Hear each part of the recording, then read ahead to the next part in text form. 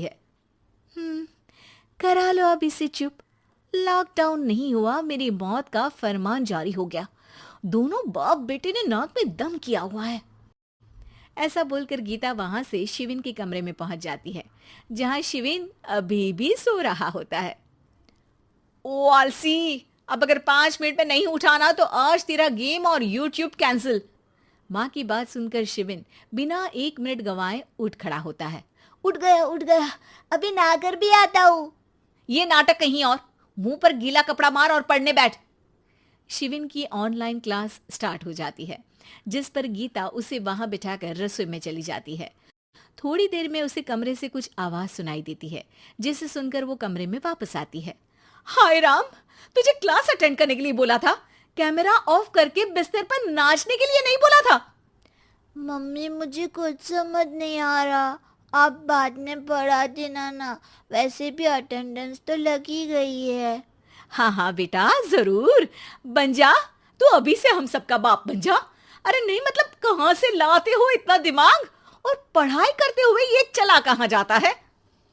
Nice question, दिमाग से पूछकर बता दूंगा। शिविन की बातों से परेशान होकर गीता उसे मारने के लिए जैसे ही आगे बढ़ती है, तभी वो कमरे से बाहर भाग जाता है। अब शिविन आगे आगे और गीता हाथ में चप्पल पकड़े उसके पीछे पीछे पूरे घर में दोनों घूम रहे होते हैं। इसी बीच वो रोहन के पास पहुंच जाता है और शिविन को मारने वाली चप्पल रोहन के लैपटॉप पर जाकर गिरती है। ओए माँ! मम्मी, अब पापा को चप्पल मार रही हो? वो आज तक के रिपोर्टर, चुपचाप जाकर क्लास अटेंड कर ले, नहीं तो अगली तेरे पीछे लगेगी। इस पर शिविन वहां से चला जाता है, जिसके बाद रोहन गीता से कहता है, इस सर्कस के लिए कुछ बोलना चाहोगी? अरे क्या करूं, जब से तुम दोनों घर में रहने लगे हो, घर अपने आप ही सर्कस बन गया है और मैं तुम्हारी नौकर। कभी बेटी को संभालो तो कभी बाप के नखरे उठाओ।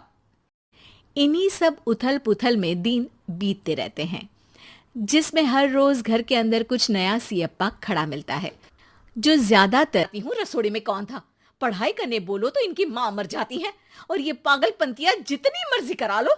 गीता शिविन को डांट रही होती है, तभी रोहन बीच में बोल पड़ता है, अरे बच्चा ही तो है, इतना गुस्सा क्यों कर रही हो? बेटे का साथ देने की इसी एक कोशिश में अब शिविन के साथ साथ रोहन भी गीता के गुस्से की सूली पर चढ़ जाता है। अगर बेटे पर इतना ही प्यार आ रहा है तो इसे क्लास अटेंड क्यों नहीं कराते, इसका होमवर्क क्यों नहीं कराते? उस समय तो बहुत जल्दी मीटिंग आ जाती है, वो काम मैं करूं और यहाँ इस बेफिजूली की चीज में तरफदारी करके बन जाओ महान। हे भगवान, कोई तो इनके ऑफिस और स्कूल खुलवाओ, मैं इन्हें और घर में नहीं सह सकती। अरे कुछ और मांग लेती, क्योंकि तुम्हारी ये विश इस साल तो पूरी होने से रही, कोरोना। हाय नास पिटे ने जिंदगी ही बर्बाद कर दी, खाए कोई पचाए कोई, कल मुझे चुन चुन कर सबको मेरी बद्दुआ लगेगी। उन्होंने दुनिया का और इन बाप बेटे दोनों ने मेरा जीना मुश्किल कर दिया। गीता वहां से चली जाती है, जिसके बाद रोहन शिविन से कहता है, अरे तुम्हारी मम्मी इतनी भड़की हुई क्यों है? आपकी वजह से पूरा समय घर में रहते हो और उस पर कोई काम कराने की जगह बस ऑर्डर देते रहते हो। अच्छा बेटे, सारा इल्जाम मुझ पर, पूरा दिन तो वो तुम पर ही चिल्लाती है। हाँ, मतलब दोनों का 50-50 है, कुछ करना पड़ेगा। वो कहते ना, make the best out of worst. I have an idea. वैसे तुम्हारी माँ सही कहती है, बहुत जुबान चलाने लगे हो, कम बोला करो। अगली सुबह रोहन और शिविन अपनी गलती को सुधारने के लिए गीता के उठने से पहले घर का आधा काम खत्म कर देते हैं, जिसे देखकर गीता खुश हो जाती है और फिर बाकी बचा काम वो तीनों मिलकर पूरा कर लेते हैं। जिसके बाद अब वो सब मिल बांट कर हर काम में एक दूसरे की मदद करते हुए लॉकडाउन का मजा लेने लगते हैं। बीच हमेशा सैंडविच बन जाती है मेरी, और मैं हमेशा आलू की तरह बीच में मसली जाती हूँ। मम्मी जी, इन दोनों को लगता है कि मैं छोटी हूँ तो इनके पैरों तले दब जाऊंगी, लेकिन नहीं, मेरा भी उतना ही अधिकार है जितना इन दोनों का है। बढ़िया आई दोनों मेरी चुगली करने के लिए, मुझे क्या कम समझ रखा है।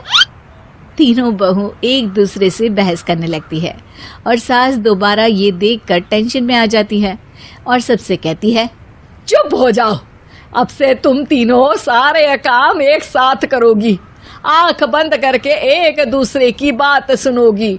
तुम तीनों इस बात को गांठ बांध लो, वरना अगली छुट्टियों में तुम्हारा अपना मायके जाना कैंसिल। सास की बातें सुनकर डर के मारे तीनों हामी भर देती हैं। जी मम्मी जी, मैं समझ गई। हाँ मम्मी जी, जैसा आप कहें, आप जो कहेंगी मैं वही करूंगी। तीनों बहू सास की बात को गांठ बांध लेती है और वादा करती है कि अब से सारे काम वो तीनों एक साथ मिलकर ही करेंगी। ये सब देखकर सास खुश हो जाती है और वहां से चली जाती है। नीचे जाकर वो देखती है कि घर में शर्मा जी आए हुए होते हैं। सास जोर से आवाज लगाकर कहती है, अरे बहू, जरा चाय बनाकर तो लाना, शर्मा जी आए हैं। सास की बात सुनकर तीनों बहू तुरंत किचन की ओर भागती है और चाय बनाना शुरू कर देती है। मुझे तो एकदम मसाले वाली कड़क चाय पसंद है, तो हम शर्मा जी के लिए मसाले वाली चाय ही बनाएंगे। अरे नहीं दीदी, गर्मी के मौसम में मसाला चाय कौन पीता है? मैं तो शर्मा जी के लिए इलायची वाली चाय ही बनाऊंगी। ये कैसी बात कर रही हैं आप दोनों? मेरी मम्मी ने सिखाया है कि मेहमान को ज्यादा चाय नहीं चौपट कर दिया वही काफी है, पराठे से पोपट नहीं करवाना। मैं तो चलता हूँ। शर्मा जी चुपचाप पतली गली से निकल जाते हैं। अगले दिन सास बहुओं से कहती है, अरे बहू, जाओ जाके ऊपर के गेस्ट हाउस की सफाई कर दो। कल हमारे यहाँ मेरे दूर के रिश्तेदार आने वाले हैं, तो पूरे कमरे को चमका देना, समझी? तीनों बहू सास की बात को मानकर ऊपर सफाई करने चली जाती हैं और तीनों कमरे की सफाई चालू कर देती है। बड़ी बहू मकड़ी के जाले साफ करती है, तो बीच वाली झाड़ू लगाना और छोटी वाली सर्फ डालकर जमीन धोना शुरू कर देती है। अरे दीदी जिठानी जी, अभी मैंने पूरी फर्श धोई और आप फिर से धूल नीचे गिरा रही हैं। और मछली जिठानी जी, आप बिना झाड़ू की धूल यहाँ छटक रही हैं। अरे तीनों को साफ करना है, एक साथ सफाई करते हैं ना। अरे वही तो, हम साथ साथ हैं, घर साफ साफ है। तीनों बहू ऐसे ही काम में उलझ जाती है और 2 घंटे तक एक ही कमरे की सफाई करती रहती है। बहुत देर से अपनी बहुओं को ना देखने की कमरे में उन्हें देखने जाती है, लेकिन कमरे में घुसती ही वो गीली फर्श पर फिसलने के कारण नीचे गिर जाती है। ओरी मोरी मैया, हड्डी मरोड़ के रख दी। आए मेरी तो कमर ही टूट गई रे। तीनों बहुएं सास को उठाती हैं और बिस्तर पर सुला देती है। अरे मेरे हाथ पैर दर्द कर रहे हैं, दबा दो, आराम मिलेगा। हाँ जी माँ जी। अरे जी माँ जी, जी माँ जी। और तीनों बहुएं एक साथ सास के हाथ को दबाना शुरू कर देती हैं। माँ की तो चीख ही निकल जाती है और नतीजा ये होता है कि सास के बचे हुए शरीर में भी दर्द उठ जाता है। हाय राम, ये क्या कर दिया तुम तीनों ने।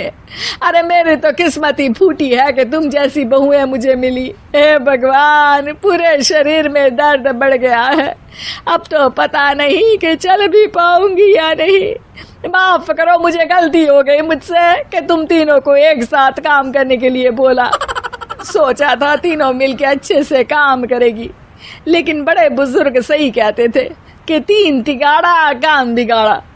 तुम लोगों ने ये बात ना आज साबित करके दिखा दी। तुम तीनों को तो समझाना यानी मानो भैंस के आगे बीन बजाना है। तुम्हें अकेले अकेले काम करना है ना, तो अब से तुम अकेले ही अपना अपना काम करो। तीनों बहुएं वहां से जाने लगती है। अरे कहाँ जा रही हो? आप ही ने तो कहा कि अपना अपना काम करो, तो मुझे मुल्तानी मिट्टी लगानी है।